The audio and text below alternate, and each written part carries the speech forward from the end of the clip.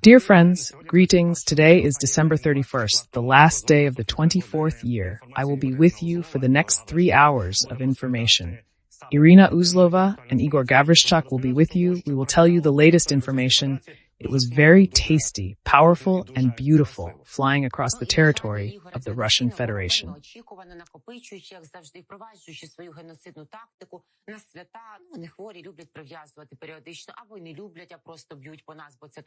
The enemy has fired at us, Ukrainians, and it is not a fact, friends, that they will not repeat their attacks. So please be vigilant when you hear air raid warnings today, because health, life, and safety are first. Andrei Yermak responded to morning attack on Ukraine, typical Russian terrorists.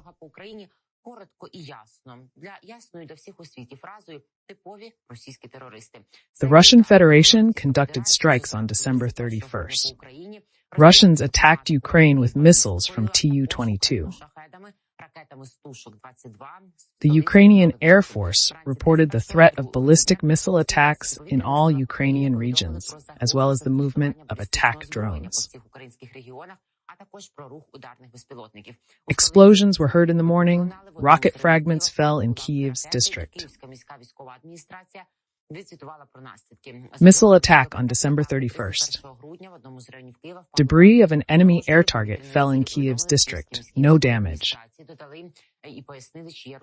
Debris was preliminarily recorded falling in the Darnetsky district of the capital. The debris fell on the roof of a private building. No fire or destruction, no casualties. The KCIA also noted that the air raid was still ongoing, but as of 9 o'clock, air raid alerts had already stopped throughout Ukraine. The Air Force reported the threat of ballistic missiles across Ukraine, and monitoring publics reported several high-speed missile launches. Unfortunately, Sumy region also suffered as the enemy traditionally shells this border region. As of 8:30 a.m. in Sumy region, the occupiers struck at the Shostka community, according to the regional military administration. Border situation, Russians carried out 6 attacks on the border areas. 6 explosions were recorded. Shostka and Sveska communities were shelled. FPV drones were fired at the Sveska community. The enemy launched a missile attack on the infrastructure of the Shostka community. In Sumy region, 12 buildings were damaged in Shostka. These are Putin's goals. 2 educational institutions, some infrastructure facilities were destroyed. We are hitting the enemy's legitimate military targets. The Russians were really shaking from the large-scale attacks last night. Happy holidays, non-dear. First of all, I would like to tell you that Vladikavkaz Airport has introduced a carpet plan. According to the so-called media there, the region is under attack by unmanned aerial vehicles. And the propaganda media adds that a day earlier, Tatarstan officials warned of possible drone attacks on New Year's Eve. A drone is shot down over a training ground in North Ossetia. Air Defense Forces shot down a drone over the Shalka training ground. No casualties. Since 4 in the morning, a drone alert has been declared in the regions. Vladikavkaz Airfield is closed for airplane arrivals and departures. Please remain calm. Do not respond to provocations and trust only verified information. Also, a massive fire and fuel spill occurred in the Smolensk region, and last night, Ukrainian drones attacked not only the occupied Crimea, but also Oryol and the Smolensk region. The target of the drones was an oil depot in Yartsevo. According to local residents, the first explosions began around 3:40 a.m. A dozen explosions were heard, after which a massive fire broke out in the area of the oil depot. They are trying to pay it off. The fire at the oil depot was confirmed by the head of the Yartsevo district, who said that Ukrainian UAVs attacked the fuel and energy complex facility, causing fires. The Smolensk region is not bordering Ukraine. It is separated from the Ukrainian territory by the Bryansk region and a kind of union country. Drone debris attacked Rosneft's oil depots in Yartsevo, Smolensk region of the Russian Federation, and a large-scale fire broke out there. Unmanned aerial vehicle wreckage fell on oil depot territory. As a result, fuel spills occurred and fuel and lubricants started to catch fire, according to local residents. The first explosions in the Smolensk region occurred at 3:40 a.m., and more than a dozen powerful explosions were heard. What's interesting is that they always say that I always say, if the debris strikes, detonate the depots like this, what will happen after the real ones arrive? Even the drones.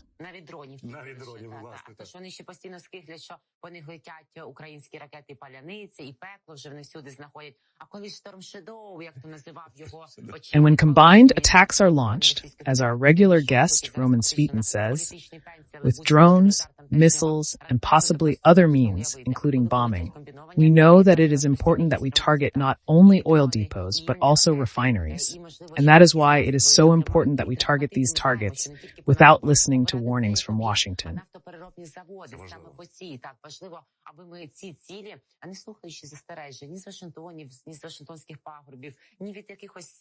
We must take an example from Israel, which beats them with its own weapons and the weapons of its partners, and they do not get away with it because they love force. I want to remind you that these strikes on Russian oil depots were really serious. At the beginning of this year, there was a series of cascading strikes. We actually hit, as it may sound funny, the Jewish part of the Russian Federation.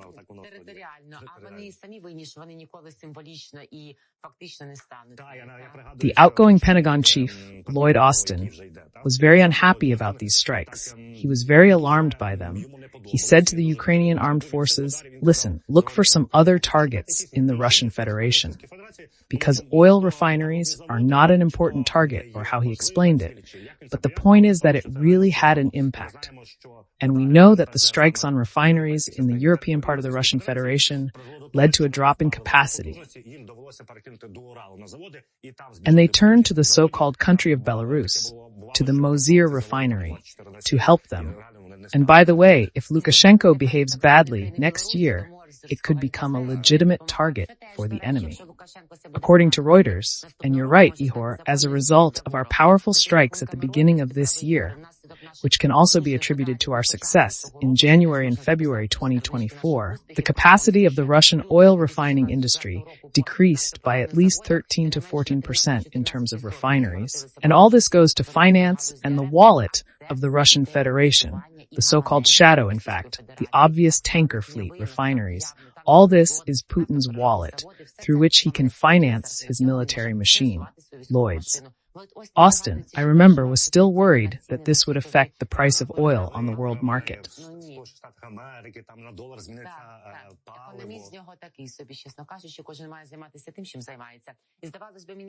Ministry of Defense of the Russian Federation should be doing it. The Russian Ministry of Defense said their air defense system shot down almost 7 dozen drones during a night attack. The Ministry of Defense of the aggressor country claims that on the night of Tuesday, December 31st, they had a festive atmosphere. We know how to organize any kind of festive events on the territory of the Russian Federation by phone. 68 drones allegedly destroyed by Russian Ministry of Defense over 7 regions. The Russians traditionally blamed us for the attack. According to Belousov's office, 25 drones were allegedly shot down in the Bryansk region, 17 over the temporarily occupied Crimea.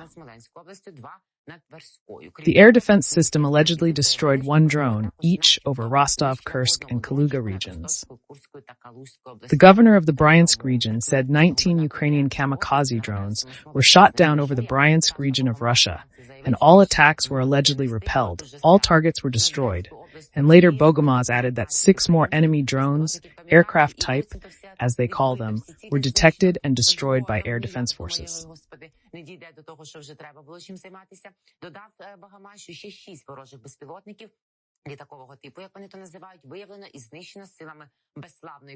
Over the Bryansk region, but given the attack on the oil depot in the Smolensk region, it is likely that many drones managed to slip through unnoticed. It was hot in Crimea. I want to tell you, and this is recognized by many military experts in the West, that in general, what happens in a full-scale war, meaning the Black Sea Fleet of the Russian Federation, remember how they rattled, how they said that their ships, their submarines, they would bomb Odessa. Let me remind you that the Ukrainian Defense Forces, the armed forces of Ukraine, have absolutely no fleet at all. And yet we managed to neutralize and paralyze the Black Sea Fleet of the Russian Federation, and its remnants are based in Novorossiysk. And Okamchira is a fitting name for them, Ihor. According to Western media and our intelligence, 35% of the Black Sea Fleet of the Russian Federation went down to the cruiser Moscow. Military expert Alexander Muzienko estimates 37-38%. And somewhere Kobzon is singing on that Moscow, right? It is surprising that we are developing know-how that shocks Ukrainians. So does the world. These are such technical developments that the NATO army would have to ask us, what is Ihor's point? He is saying that we are all well aware of the Magura V5 maritime drones, one of which we have been collecting for this year, and we are also very grateful to you, dear viewers, and you know that the results will not be long in coming. The soldiers of the Amid.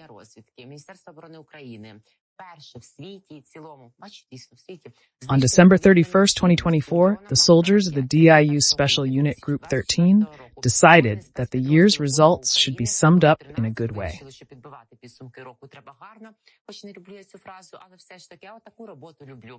And for the first time in history, they hit an air target using a Magura V5 maritime strike drone equipped with missile weapons.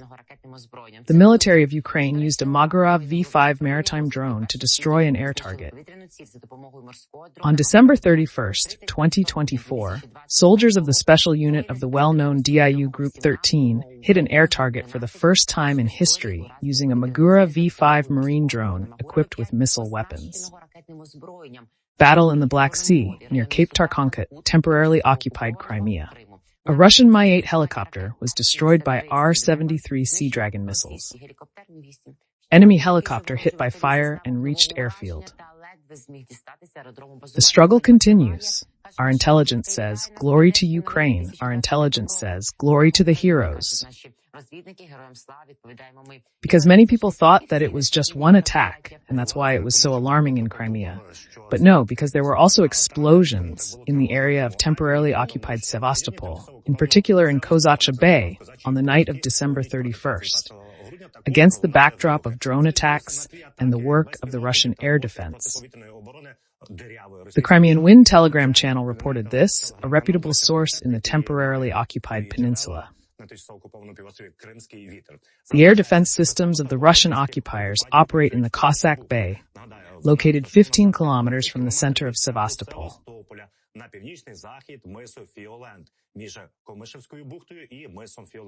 Something was exploding near Sevastopol.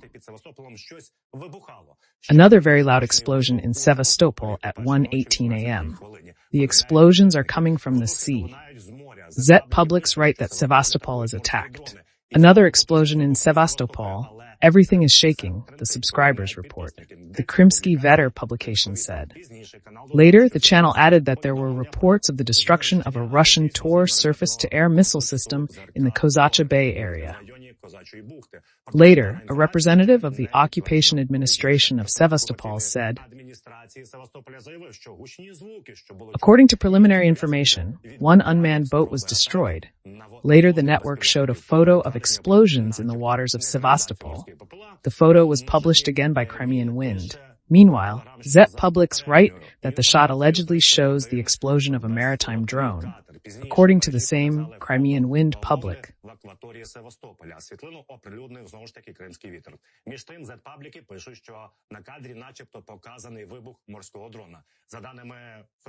At about 2:30 in the morning, explosions were heard again in the area of Sevastopol after a certain lull.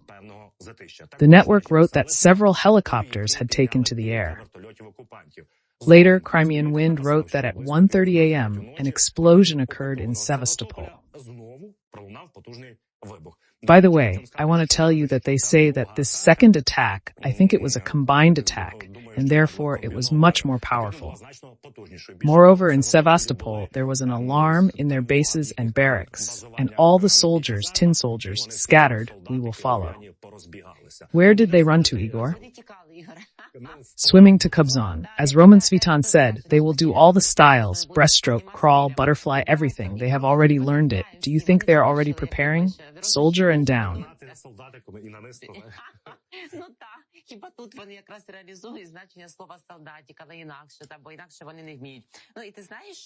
That Mishka Razvazhayev, a Kremlin protege, is entertaining, and he spent the night and morning learning how to write posts on Telegram.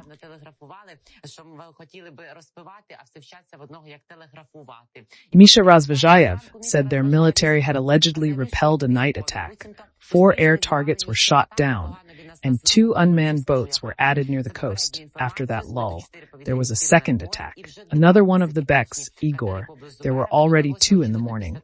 And it is also noteworthy that the frightened Razvazhayev called on newcomers, who are from 800,000.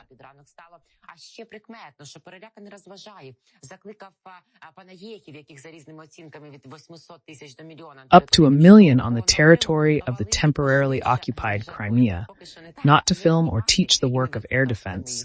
Sevastopol has introduced a regime of restrictions on the use of pyrotechnic products. What are you doing?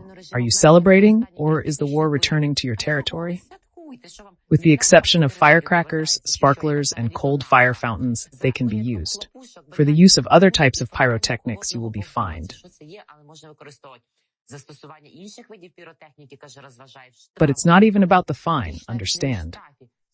By launching fireworks and salutes, you create false targets, complicate the work of the air defense system in the Black Sea Fleet.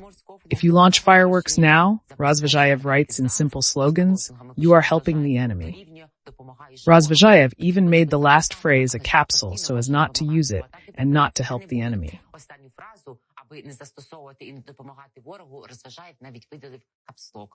Razvazhayev warns the occupiers in the temporarily occupied Crimea not to use fireworks, and we urge them to use them, help the enemy. How can you have a new year without a holiday? You have been waging war against us for 11 years. Why don't you celebrate? By the way, Belousov, who was mentioned in the news, has the same attitude as Sergei Shoigu, his predecessor.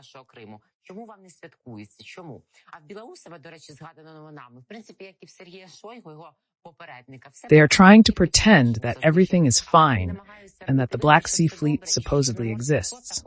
By the way, the Minister of Defense of the Russian Federation, the Minister of Attack, Andrei Belousov, inspected the organization of combat training of the Black Sea Fleet Marines at one of the training grounds of the Southern Military District.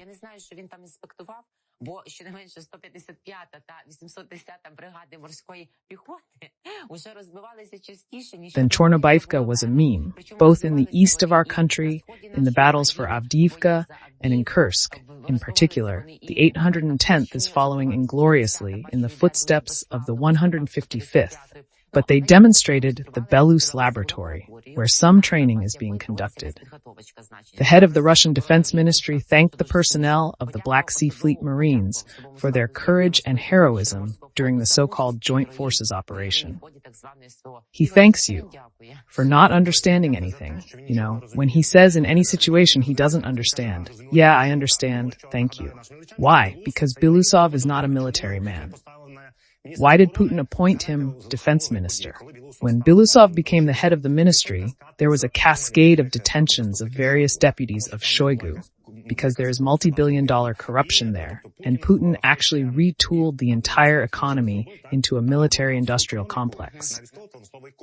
Belousov is a man who has always been involved in the economy, so that all Russians work on their knees for the military-industrial complex. So this person knows absolutely nothing about military tactics or strategy, so he just stands there and thanks you. You mentioned the 155th and 810th Brigades, our soldiers, to use a very apt word, have repeatedly unwound these brigades, which is a very apt phrase. And indeed, the 155th has been getting it. 810. Moreover, I want to tell you that yesterday, again in the Kursk region, the occupiers had a hard time again. The attack on the city of Lugov was reported on the Russian Telegram channel. The acting governor of the Kursk region, his name is Alexander Hinstein, also confirmed the attack on Lvov, accusing Ukraine of it. Yes, we hit military targets. No need to blame us. We do it officially, openly, and then officially report it to the general staff. According to him, emergency and utility services have been working at the site, and the situation is under control. However, a video of the aftermath of the arrival is being posted online, and there is significant damage. It shows a fire and damage to one of the buildings. And if you listen to the video, you can hear, "Guys, everyone to the bunker." A lot of people. He is also the head of the Center for Countering Disinformation at the National Security and Defense Council. Andriy Kovalenko said he flew to the concentration. Actually, I think it's quite possible that Scalp or Storm Shadow missiles made in France and Britain can penetrate bunkers. Let me remind you that this is not the first time this has happened, both in Lvov and in the neighboring city in the Kursk region, Rylsk. These are the two hubs, the points where the enemy amasses forces and equipment to send them further to the battlefield. These strikes are not accidental, especially against the 8th and 10th Marine Brigade, which is based in the temporarily occupied Sevastopol. In the Crimean direction, after the first strike, this is the second time we are talking about Lvov, and earlier it was in Rylsk, they shouted that they had a mole. So they are giving up the moments of their accumulation because a large number of not only personnel but also officers are being eliminated.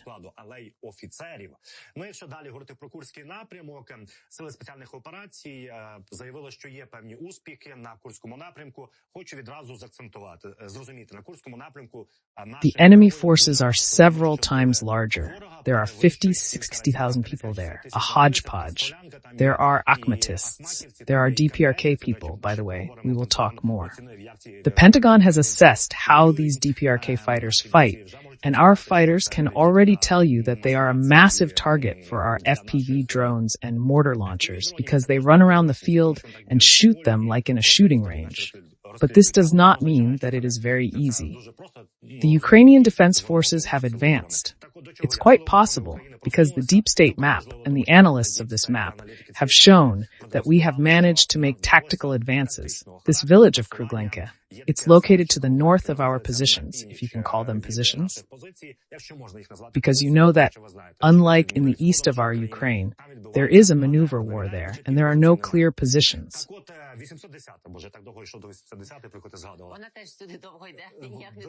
This is an interesting nuance, because Z Public started writing that the 110th Brigade was retiring for rest.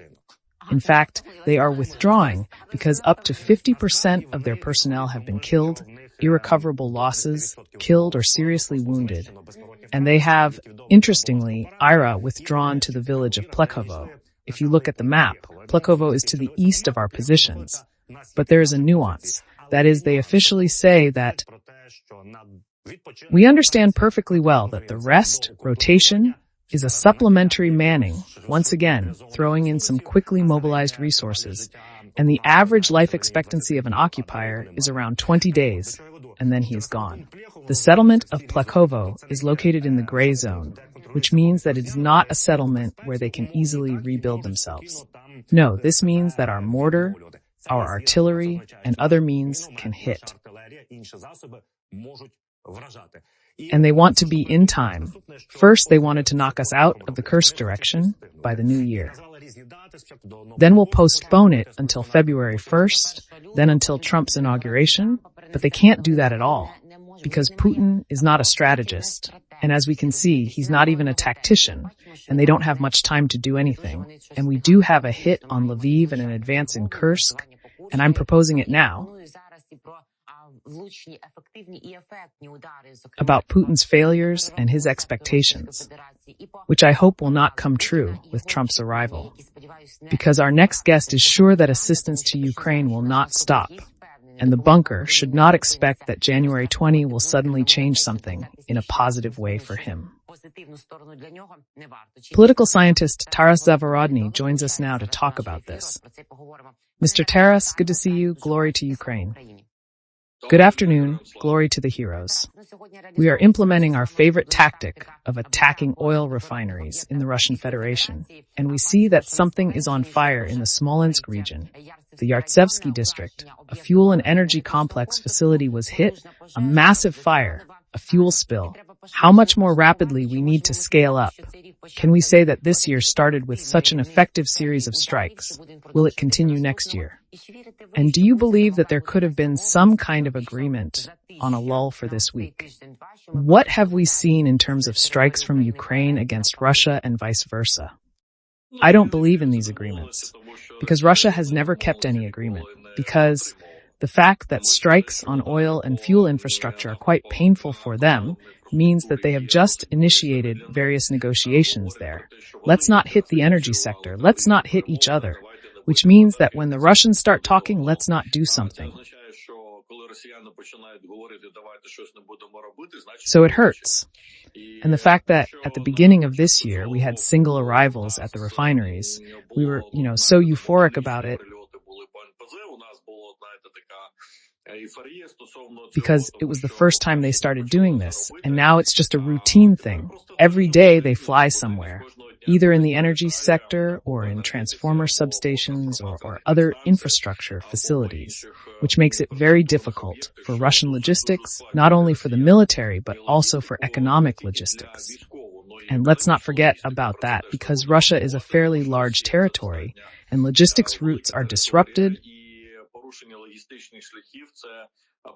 This is the disruption of economic ties within the regions of the Russian Federation, which is also actively happening. And the fact that they have reduced oil refining, the level of refining has already fallen to the level of 2012, and the fact that they do not want to, or rather cannot, export oil products, just shows the quality work that Ukraine is already actively doing. Of course, which further depends on the work of our military-industrial complex. If they actually fulfill the task set by the Supreme Commander-in-Chief and others to increase the production of weapons, drones, long-range drones, then of course these strikes will only increase. Mr. Taras, summarizing the results of the year, I would like to talk about what did not happen on December 30th. The hot phase of the war did not end. However, some flights did take place. Special diplomatic flights from the Russian Federation to the United States of America.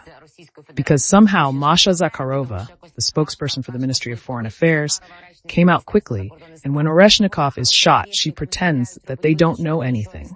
And it's not about them. And look here, she immediately commented that it was just some kind of rotation and exchange, that it was just about nothing. And we are just wondering if this flight could have been. Right, Igor?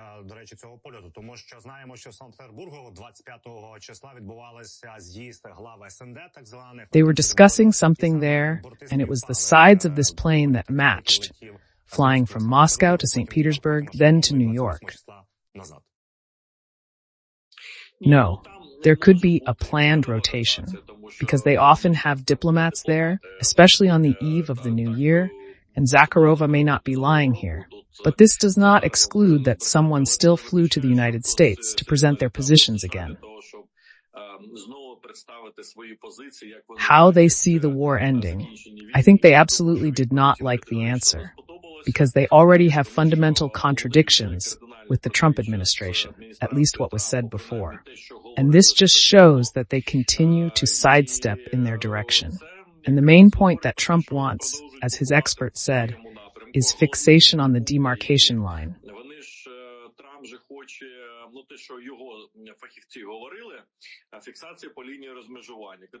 Is categorically not acceptable to the Russians.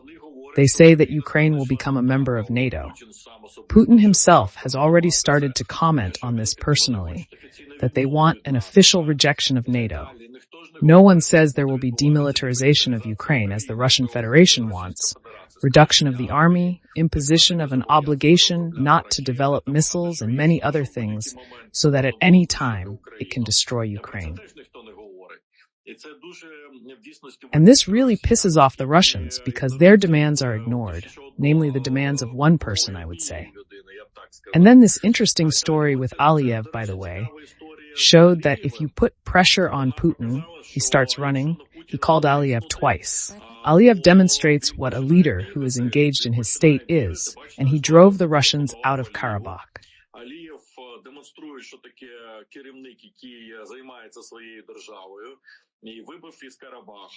In fact, he has built and modernized the state, built relationships with China, the United States, and Turkey, and found leverage over Russia, which now simply forces them to do things they have never done in their lives. To apologize. And not only to apologize, he wants criminal cases and compensation, and this has never happened. The Russians have never done this.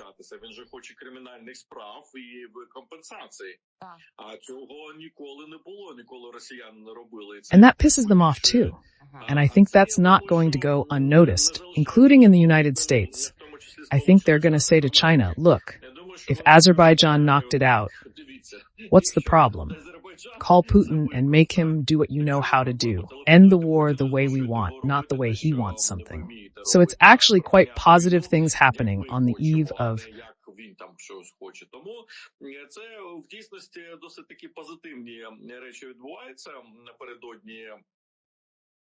Trump's upcoming inauguration, because the Russians are in a hurry.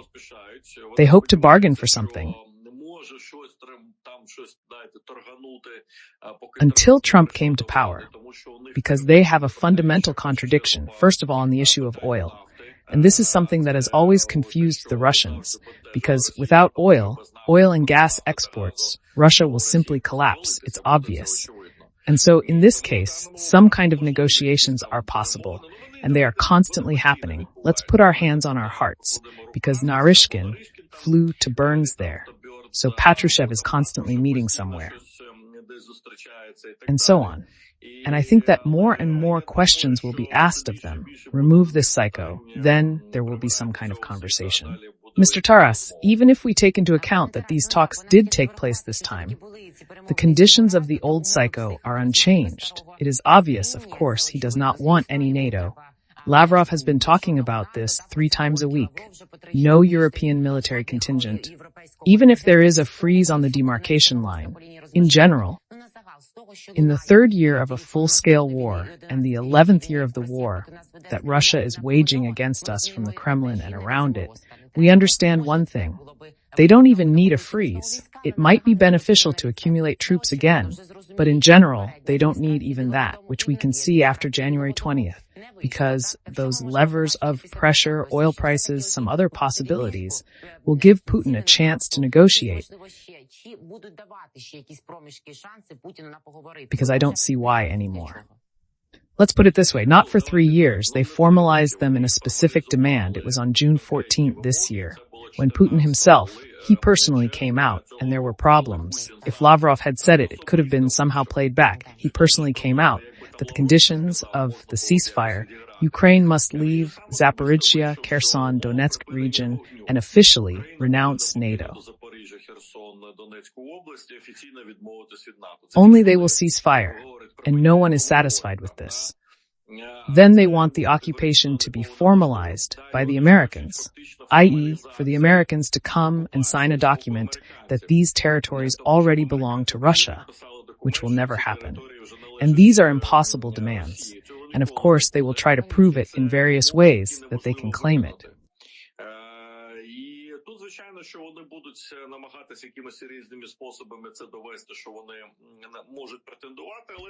But I think that time is also running out. I'm sure that Americans, as you remember, when Trump kicked the Russians in Syria, and this is all being seen, he will say, what can you claim, what can you control, and what can you guarantee? There are foreign troops on your territory. You can't do anything about them, and you are being bombed by Ukraine and Ukrainian drones every day.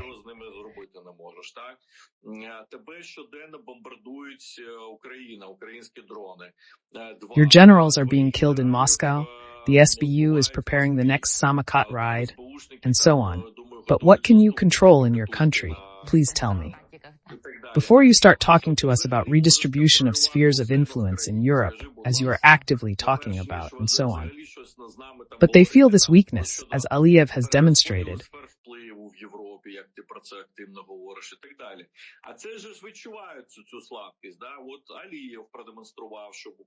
that can twist arms. The Finns, as you saw, just confiscated the ship that was there, which was found to have been able to break these cables, and confiscated it. And that's it. And the Russians are silent because they don't have the strength, because they don't have the resources. I imagine that if this happened in 2021, they would have already been conducting exercises near the borders with Finland. But this is not the case. And so, of course,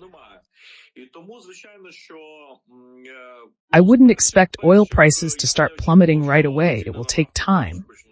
But the fact that Trump can withdraw in the first days, for example, from an organization like the World Health Organization, he can do that. He can withdraw from climate agreements. He can do that. Yes, he can, because he basically announced it. Taras Zagorodny, a political analyst, is with us, and we'll try to reconnect now. Trump will not withdraw from NATO, as everyone threatened. Mr. Taras, what will be the consequences of this? And is it really true that Trump, who is demanding higher contributions from European countries to NATO, will not leave Europe? It's just that Europe also needs to step up and understand that sometimes you have to pay for your security in the same way. It's a fair demand in principle.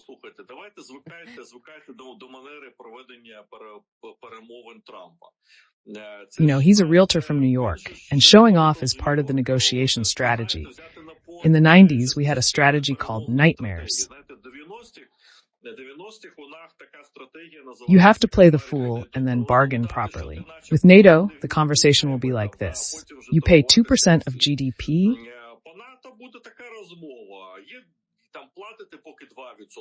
There is a fifth article for such a country. If you don't pay 2% of GDP, no, there is no fifth article for such a country. And then they will demand up to 3 and up to 4%, and will force you to finance the war in Ukraine with European money. The Ukrainian army will be maintained with European money even after the war is over. So why disband an army that is capable of defending the whole of Europe? And it saves the Americans money, for example, so that they don't have to keep a huge contingent in Germany, for example, so they can reduce the contingent and they can keep Ukraine and Poland and this block of countries and so on. So they will demand 5%.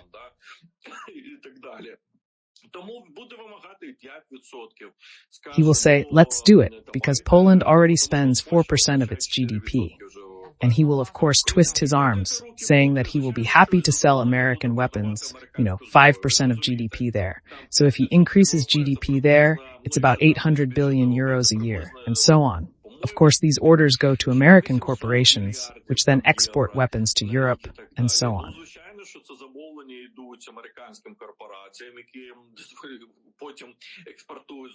It's a love affair with interest, because he clearly states, for a European, that we are ready to support you, but that you will also be responsible for your own security.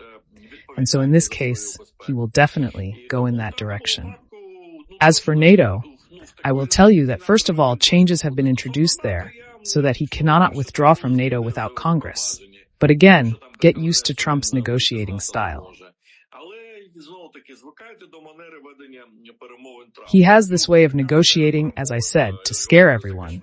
And then everyone starts running around doing something and then coming up with somewhere around 3/4 of what they wanted. Someone will be scared and give 100%. Well done. Mr. Taras, thank you very much for your position, for your comments, for the time you find, and for your always interesting initiatives and reflections. Take care, be happy, and see you soon. Taras mentioned that the Congress made it impossible for the United States to easily withdraw from the North Atlantic Alliance. Marco Rubio, the bill author, makes it impossible for the United States to withdraw from NATO. No matter how much Trump shouts, the balance of power and forces in the United States of America is not in place. The distribution is so correct and balanced. I think, Ira, in the next hour we will talk about the aid from the United States of America, what will go where, and how it will go. And by the way, also who Putin congratulated on the new year and who he congratulated. And by the way, there are 3 European countries that Putin congratulated. Stay tuned. You will find out in 10-15 minutes. 3 країни Європи, які привітав Путін. Не перемикайтесь, дізнаєтесь через хвилин 10-15.